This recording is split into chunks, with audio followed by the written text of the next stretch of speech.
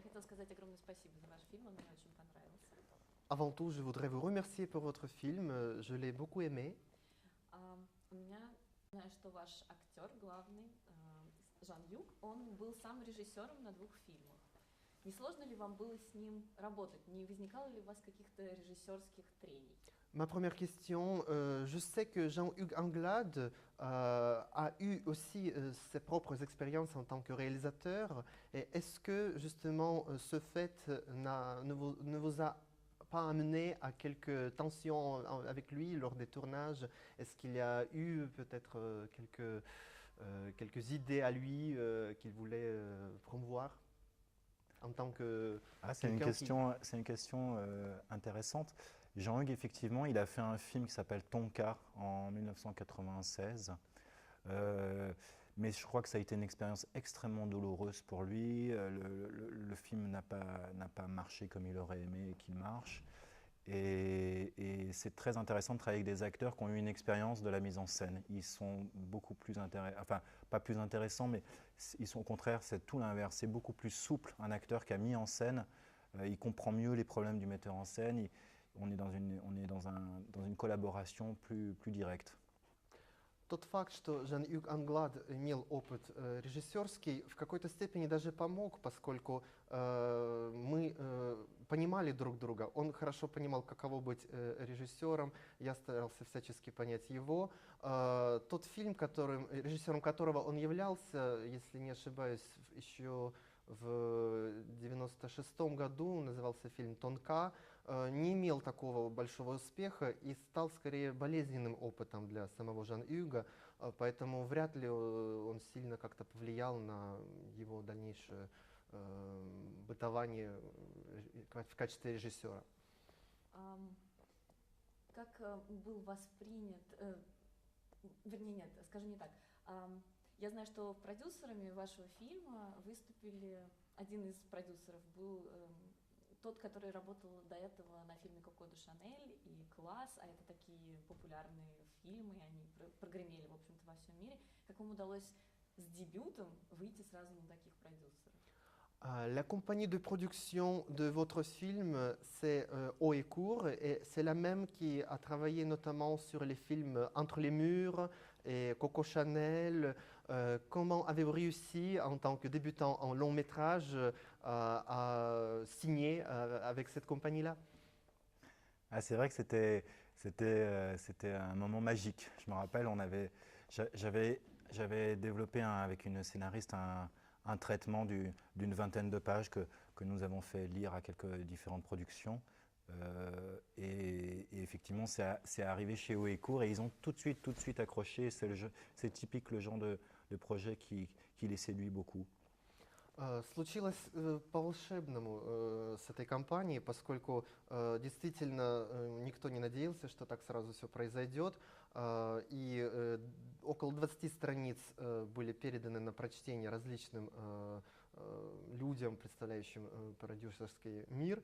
Однако именно Ойкур, именно эта компания, как ни странно, очень живо откликнулась. И, как выяснилось, именно такого рода проекты больше всего представляют для них соблазн. Заинтересована ли продюсерская компания теперь показывать ваш фильм, возможно, по телевидению, или это будет исключительно только кинопоказ?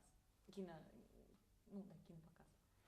Est-ce que maintenant, cette même compagnie pense à diffuser ce film notamment à la télé, ou bien ce sera juste diffusé dans les salles de cinéma?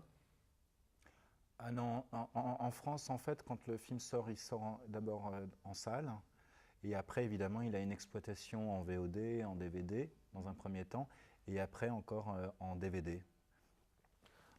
Безусловно, во Франции, когда выходит фильм, в первую очередь его показывают в кинозалах, а далее его прокат включает также выход на различных носителях, в том числе и на DVD. А могли бы вы рассказать, как вам работалось со сценаристом, потому что у вас сценарий написано, что он был создан несколькими людьми, как проходила работа над сценарием? Было ли в основу взят, например, какое-то реальное преступление, или это чистая выдумка?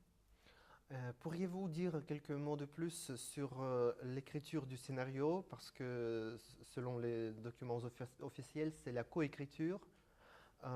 Comment est-ce que ce travail a été effectué? Est-ce que pour le sujet du crime, vous avez choisi un crime réellement qui a eu réellement lieu, ou bien c'était une fantaisie? Alors, pour répondre à la deuxième question, oui, c'était une fantaisie pure et dure. Je cherchais quelque chose autour de l'oreille, de cette idée de quelqu'un qui perce les tympans. Je trouvais ça intéressant. Donc ça, c'est de la pure fiction. Sur le travail de la collaboration avec l'écriture, c'est vrai que c'est un travail qui se fait à deux, qui est un vrai ping-pong. Bon, l'idée originale venait de moi, beaucoup d'idées venaient de moi parce que j'avais cette histoire en moi. Et après, on a travaillé avec deux scénaristes. Et ça a été des moments assez compliqués parce que c'est un scénario très compliqué à écrire. On avait quelque chose comme 40 versions. C'était surtout, il fallait faire des choix.